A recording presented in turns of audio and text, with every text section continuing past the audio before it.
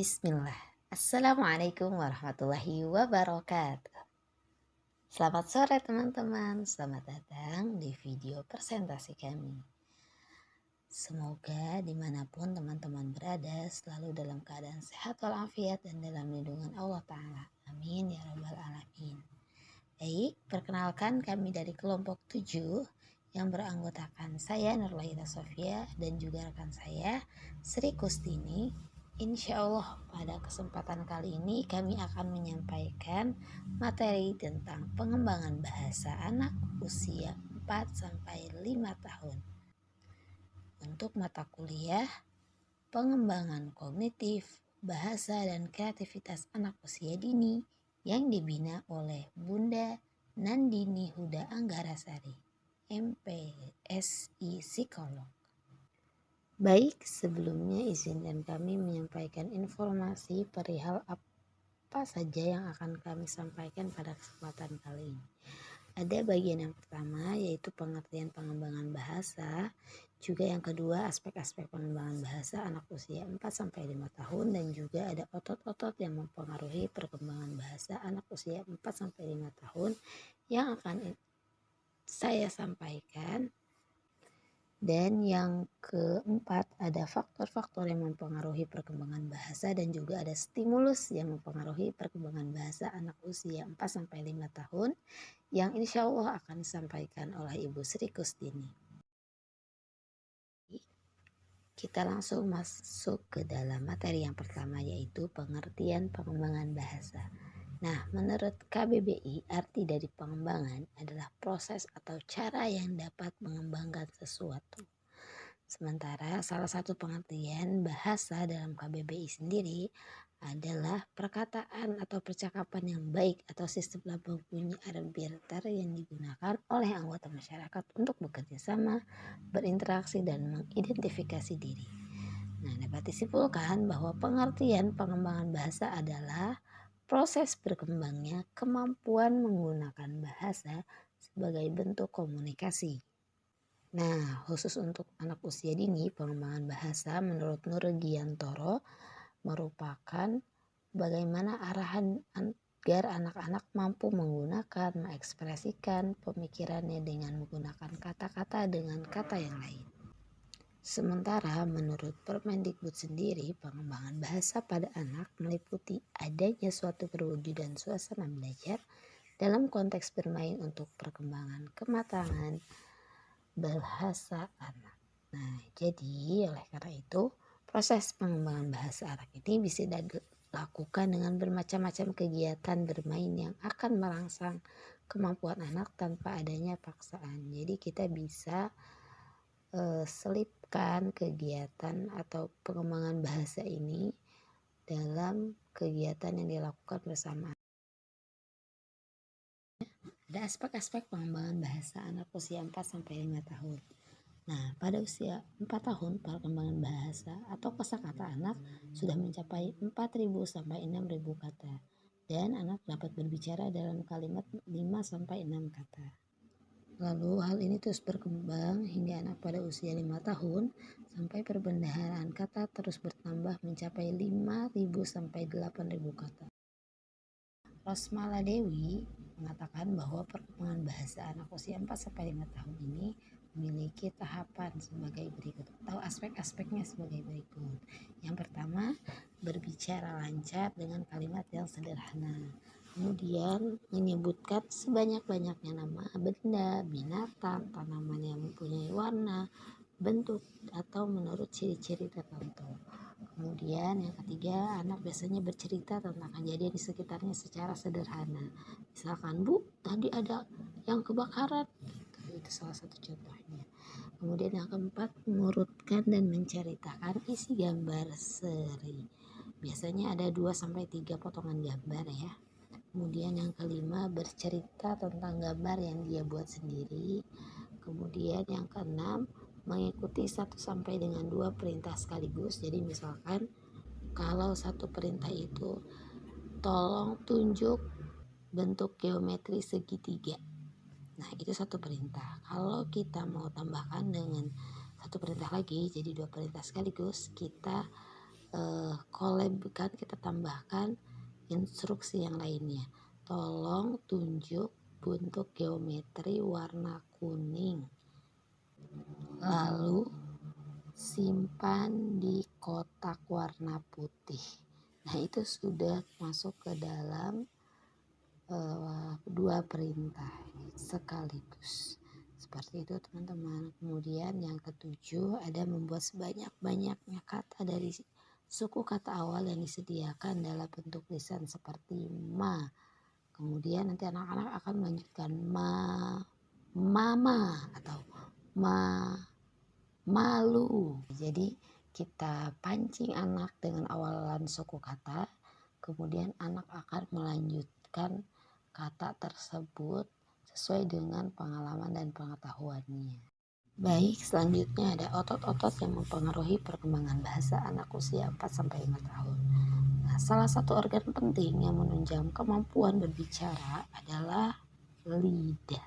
Nah, kondisi fisik lidah sangat berpengaruh terhadap kelancaran dan kejelasan artikulasi kata yang akan disebutkan oleh anak.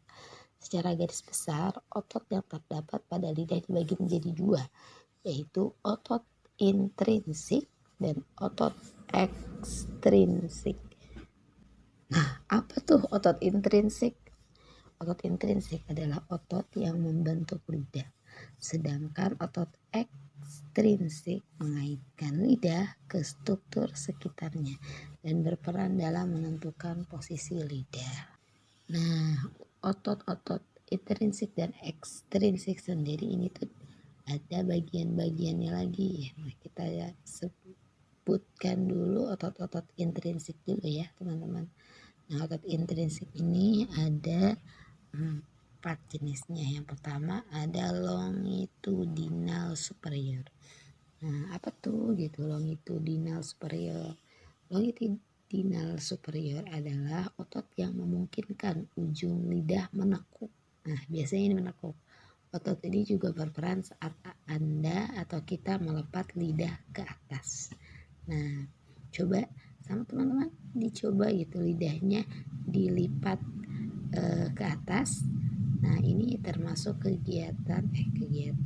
termasuk kepada jenis otot longitudinal superior atau masuk ke dalam otot intrinsik yang pertama.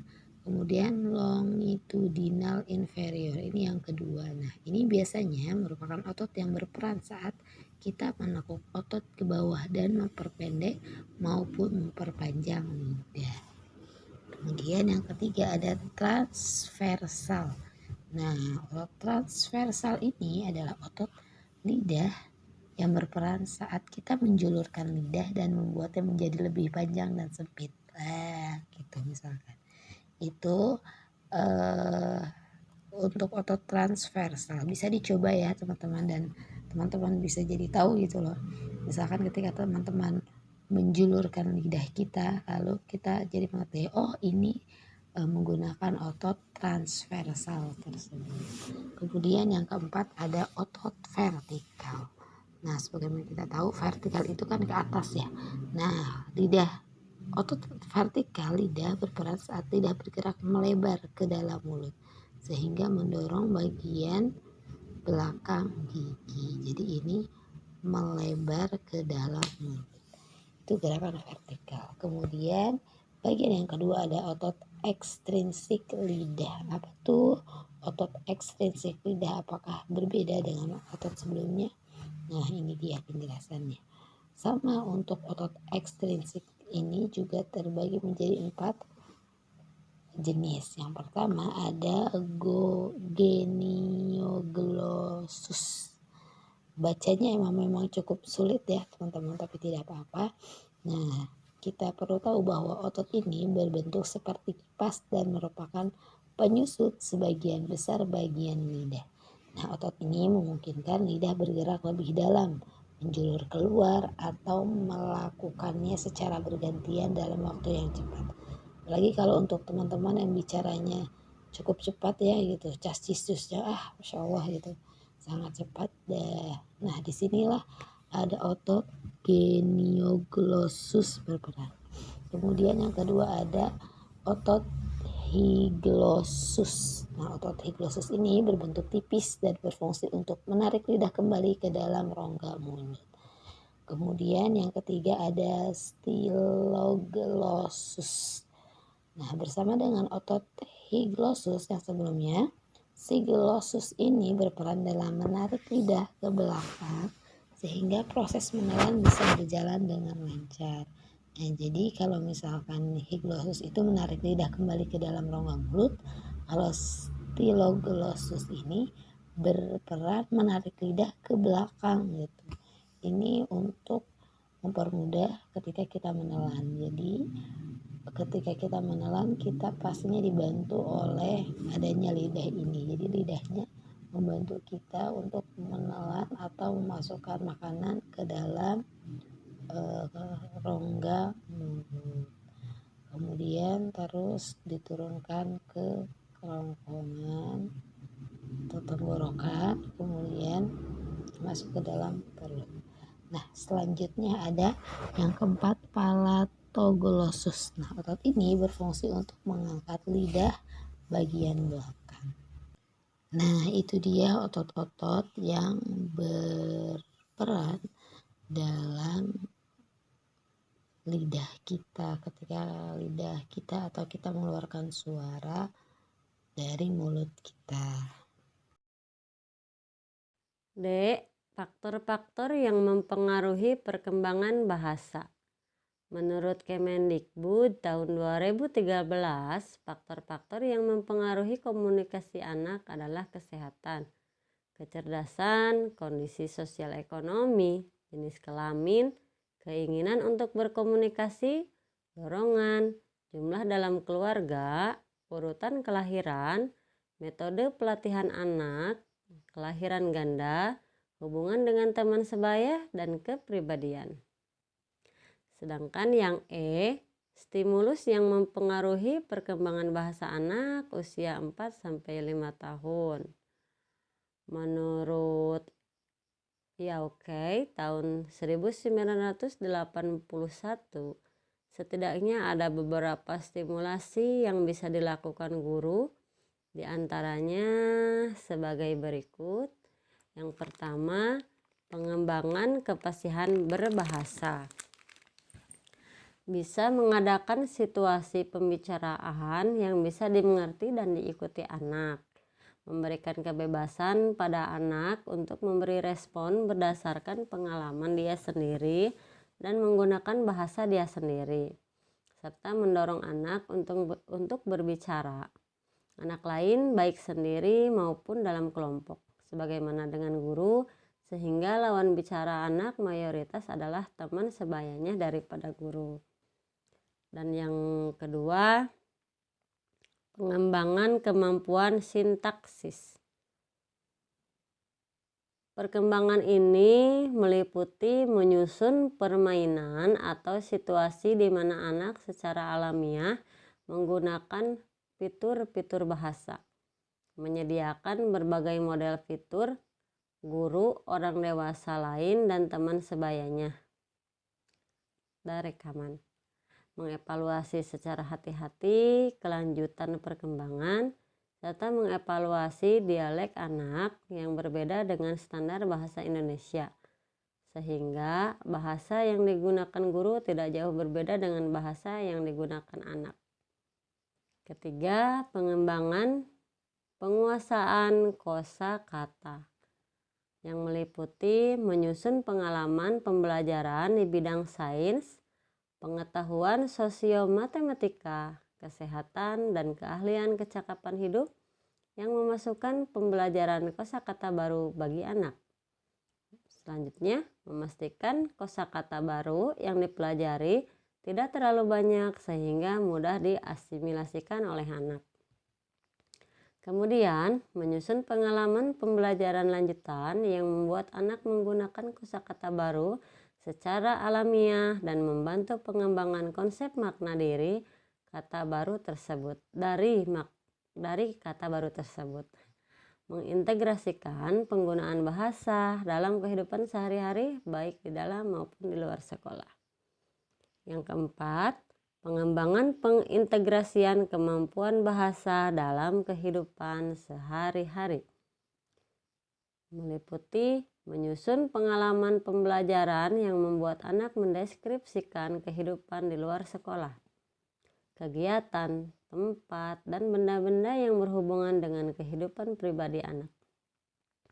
Mendorong anak untuk berbagi dengan anak lain dan orang dewasa tentang reaksi dan perasaannya mengenai apa yang terjadi di sekolah dan di luar sekolah, serta menyertakan anggota dan kegiatan masyarakat dalam pengalaman pembelajaran di kelas.